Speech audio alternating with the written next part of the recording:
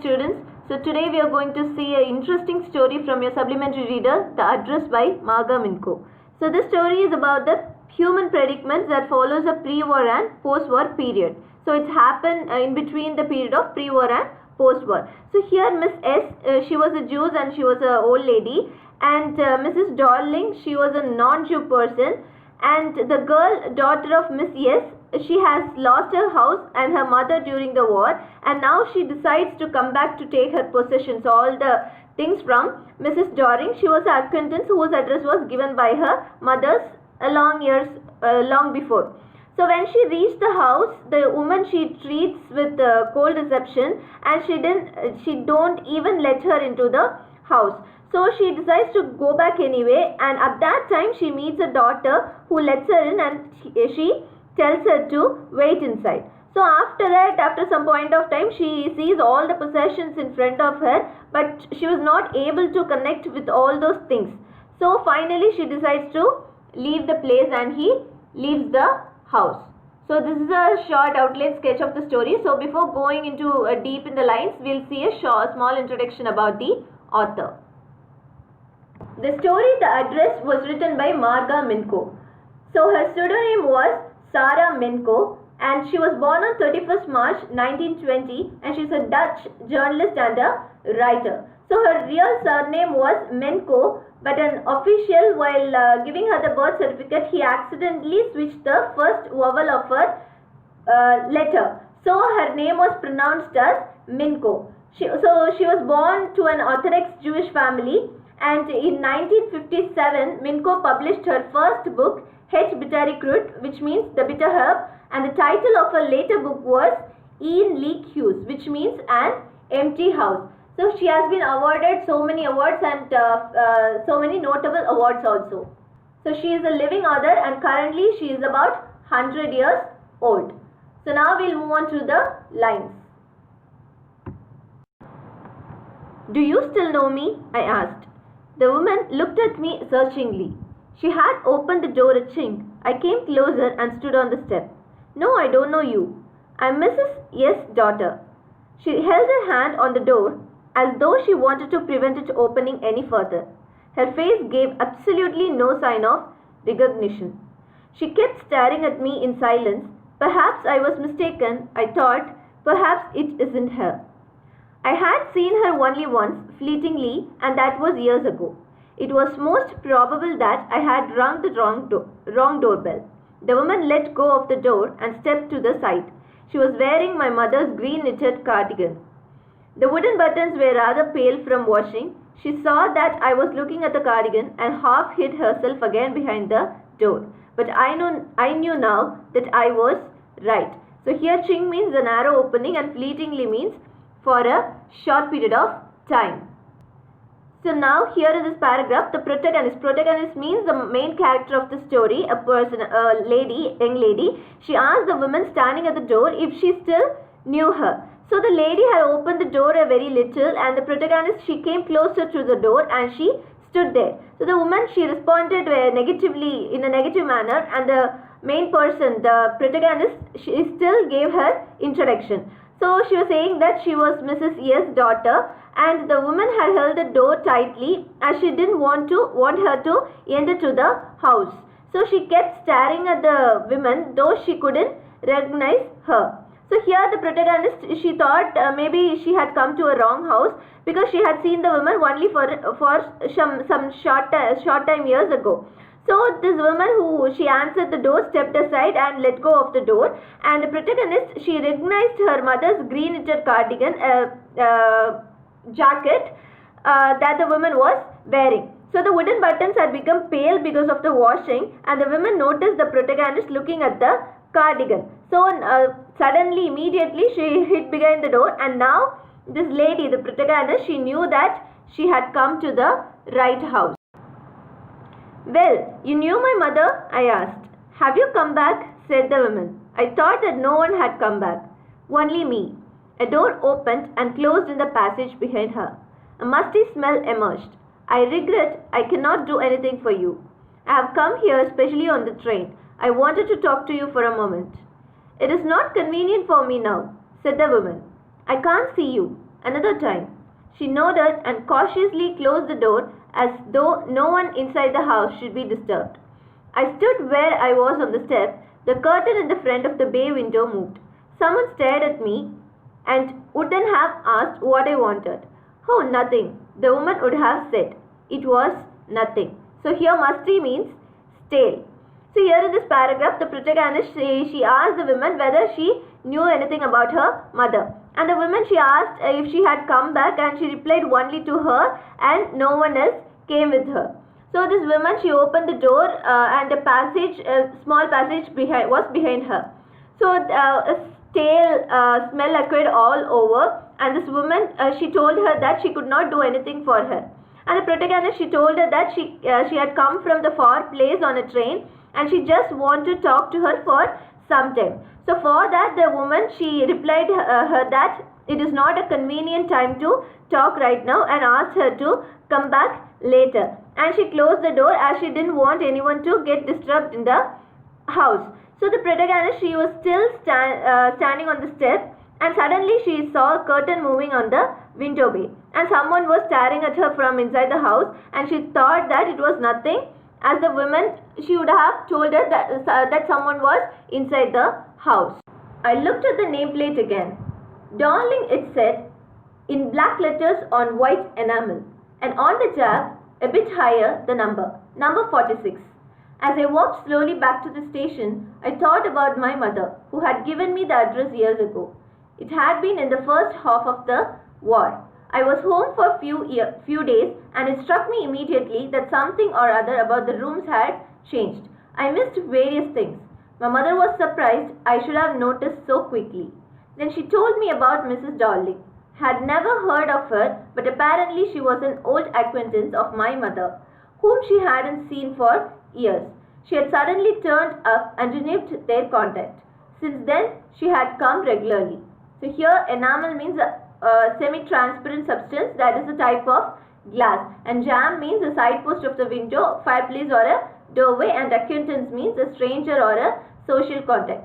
So here in this paragraph, the protagonist, she looked at the number plate again, and it said number 46, and the name Darling was written on the plate on a white enamel. And finally, after seeing all these things, she started going back to the station, and she was thinking about her mother who gave her the address.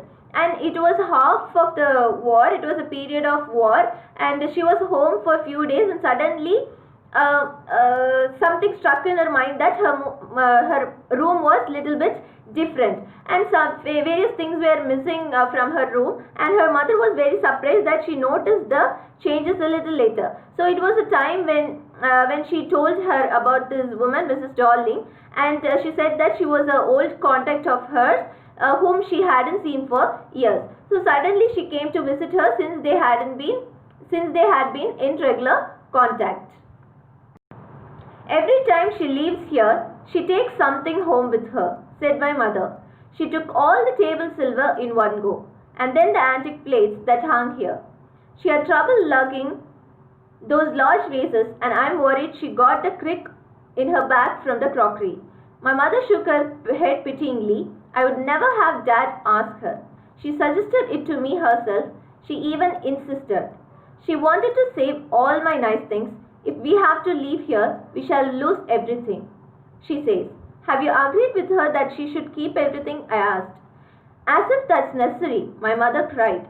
It would simply be an insult to talk like that. And think about the risk she is running. Each time she goes out of her door with a full of suitcase or bag. So here, lugging means carry a heavy object with great effort. And pityingly means feeling sorrow. And crick means a cramp or spasm in muscles. So here, her mother, the protagonist's mother, she told her that whenever the woman, Mrs. Darling, she came to visit her, she always takes something from the house with her. Table silvers, antique plates, and she also had trouble over carrying a large vase also. So she told her that she has a cramp in her back from the crockery. So her mother shook her head in sorrow on reminiscing all those things. And the woman, she kept telling the protagonist's mother that she wanted to save her precious things. So if they had to leave the place someday, they would lose everything. So she asked her mother if she really wanted to take all the things with her, and her mother, she replies that if she didn't, it would be an insult to her not to. So she was going out to risk herself a suitcase full of items. My mother seemed to notice that I was not entirely convinced. She looked at me reprovingly, and after that we spoke no more about it. Meanwhile, I had arrived at the station without having paid much attention to the things on the way. I was walking in familiar places again for the first time since the war, but I did not want to go further than was necessary. I didn't want to upset myself with the sight of streets and houses full of memories from a precious time. In the train back, I saw Mrs. Darling in front of me again, as I had the first time I met her.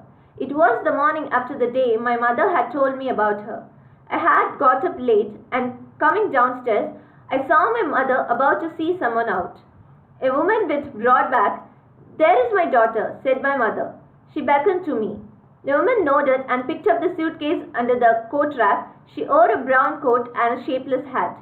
"Does she live far away?" I asked, seeing the difficulty she had going out of the house with a heavy case.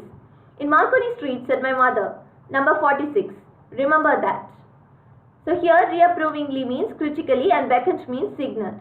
So here her mother, she noticed that she wasn't convinced, and she looked at her very critically, very in a tough manner, and after that day they never talked about that incident again.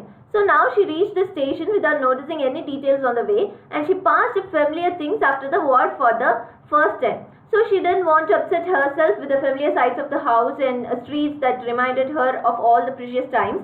So back at the time she saw Mrs. Darling as a person, a day after her mother told her daughter about her. So she woke up late that morning, and while she was walking downstairs, she saw the lady with a broad back. So here the lady with a broad back, which it refers Mrs.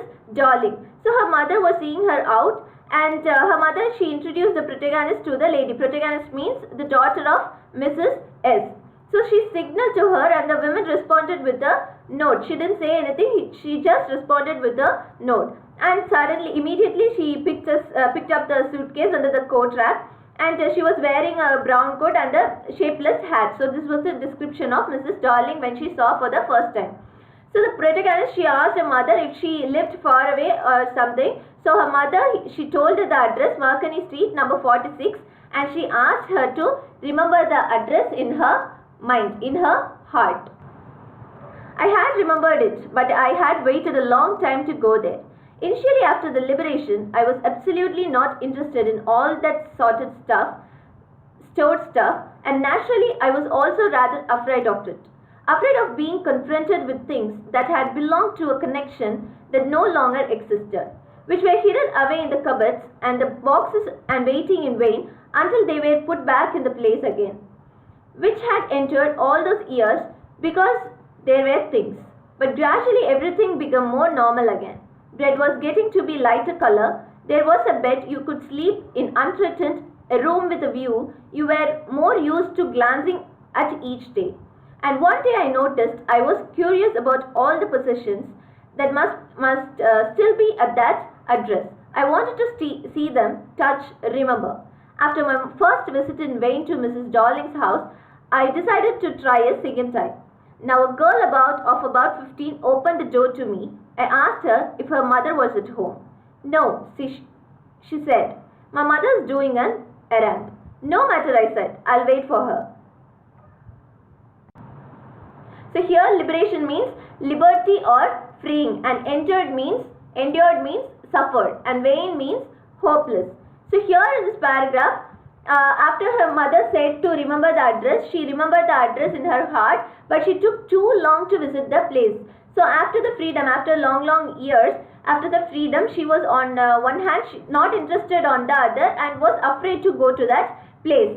So she was afraid to get confronted with the past memories and connection that no longer existed, because when you see some kind of things in your room or something, you will be having some kind of connections with them, whether it is a cupboard or photographs or something else.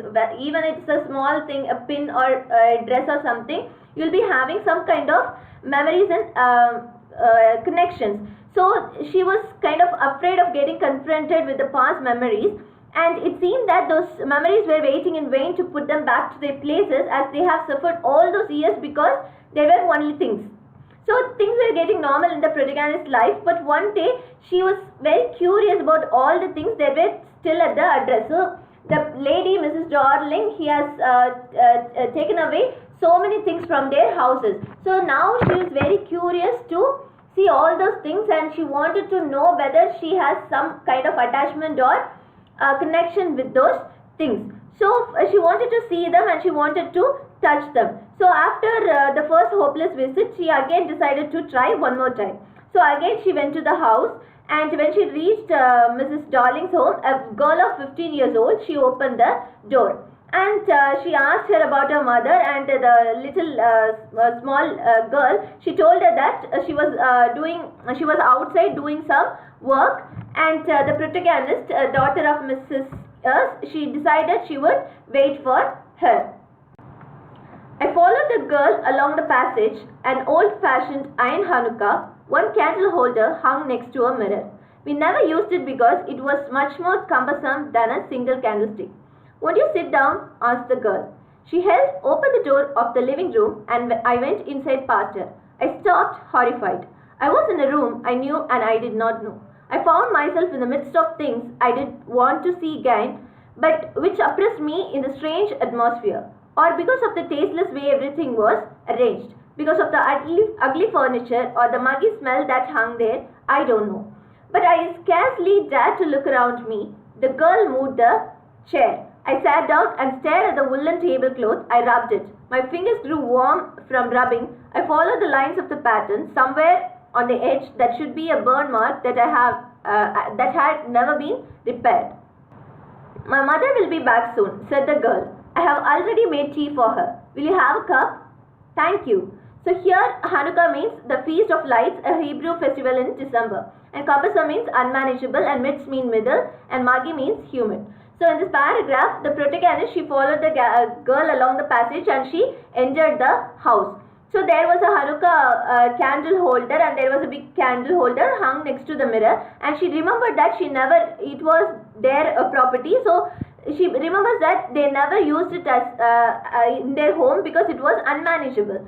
So the girl, she asked her to sit down, as she opened the door for the living room, and she stopped and she was little bit disturbed.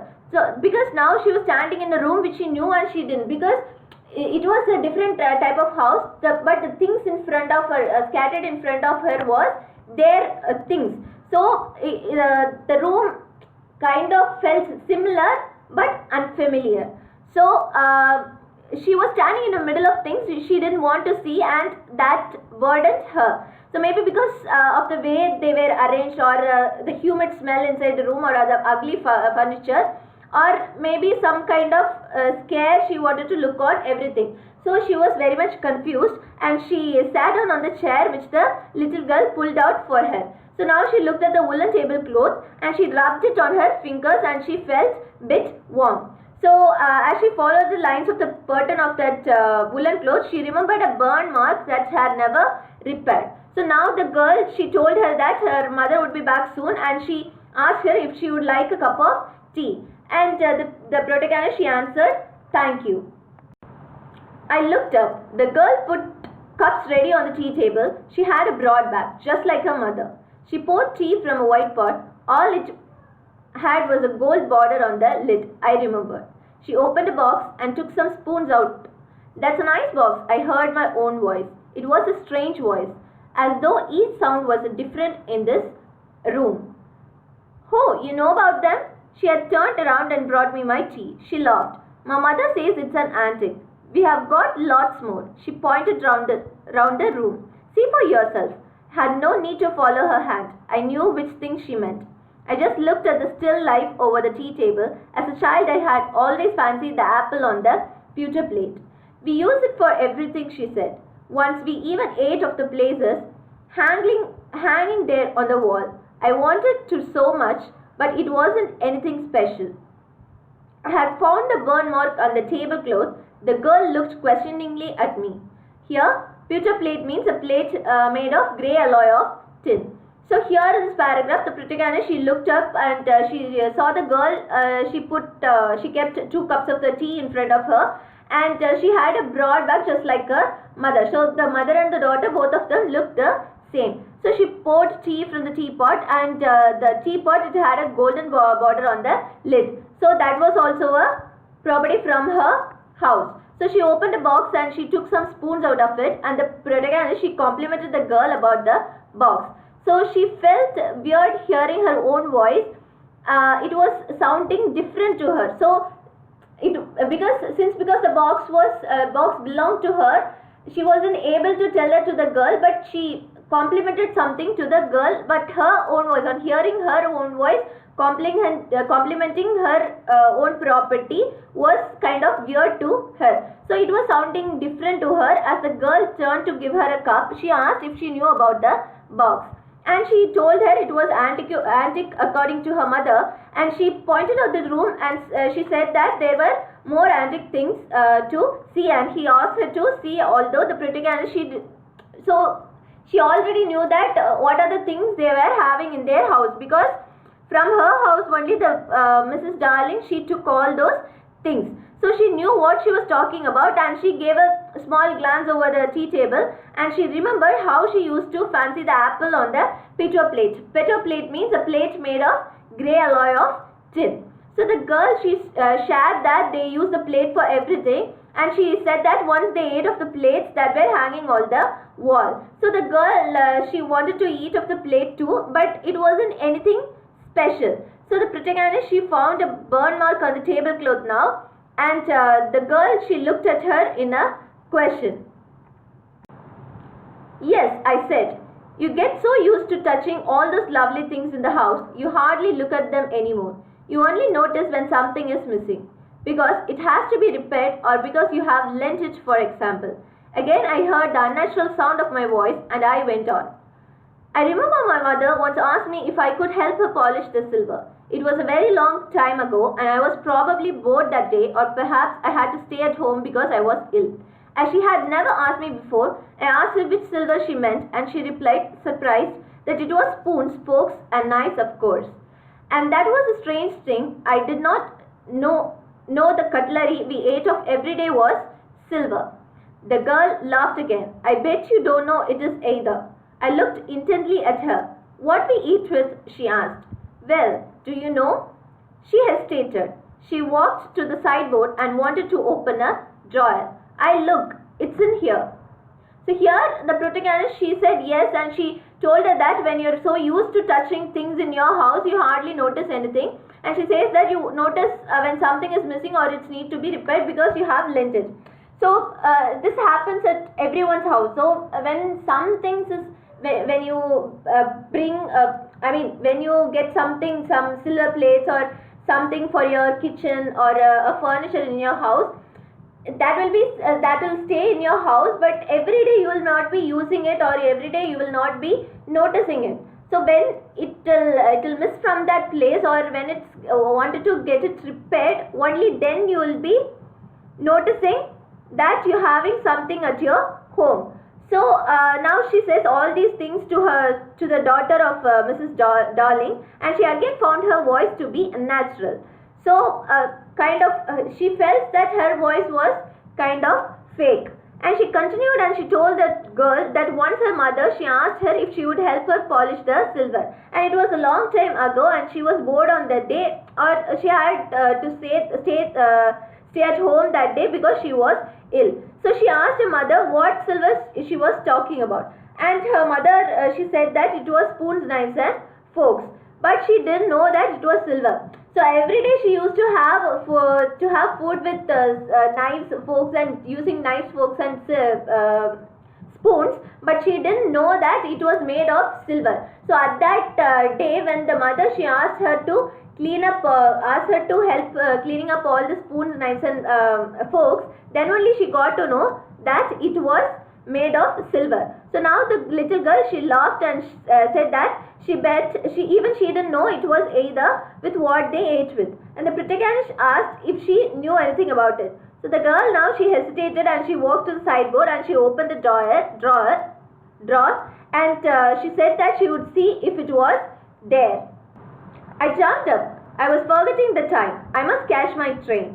She had her hand on the drawer. Don't you want to wait for my mother? No, I must go. I walked to the door. The girl pulled the drawer open. I cannot find my own way. As I walked down the passage, I heard the jingling of spoons and forks. At the corner of the road, I looked up the nameplate, Marconi Street, it said. I had been at number 46. The address was correct, but now I didn't want to remember it anymore. I wouldn't go back there because the objects that are linked in your memory with the familiar life of former times instantly lose their value when served from them. You see them again in strange surroundings, and what should I have done with them in a small rented room where the shreds of blackout pepper still hung along the window and no more than a handful of cutlery fitted in the narrow table drawer?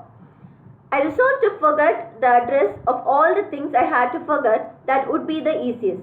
So here jingling means ringing.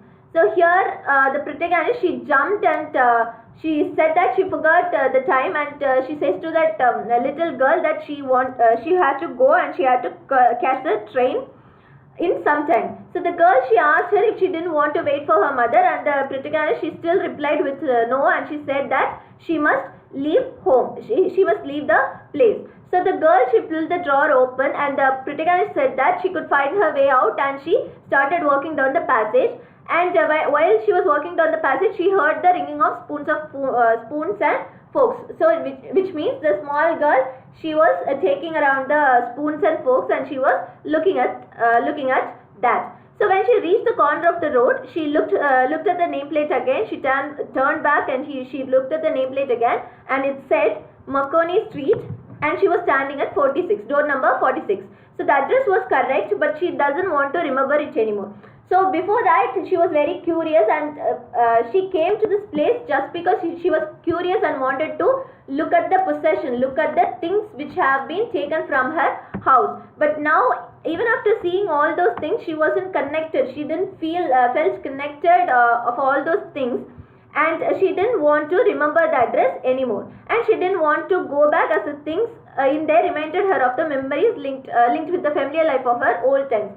So before that, she wanted to go back and she wanted to see the things, and now she didn't want to go back again because she was thinking that while seeing the possession, it will remember her previous memories, the old age memories linked with her previous life. So once they lose the value when you're separated from you, and when you see them again, it was a strange environment. So when the things, it was inside your house, you have a different kind of feeling. You'll have a kind of a different feeling that it was your property, it was your thing. But when it goes away from that place, and if someone else when you see someone else using that, it will be kind of strange environment for us. So she thought of what she could have done with a small rented room where blackout paper hung over the window and no cutlery fitted in the narrow drawer. So she finally resolved on forgetting the address, as it would be the easiest. So finally, the thing is, in the beginning of the story, she wanted to go back to the address to Mrs. Darling's house just because she wanted to see all those things which have been taken from her house. So finally, even after seeing all those things from that house, she was not feeling that happy. She was having a strange feeling around her house. So finally, her curiosity got resolved, and she wanted to forget the address, and she didn't want to come back, and she started leaving the place. So that's what the story ends. So I hope you all understood the story. Thank you so much for listening. Have a great day.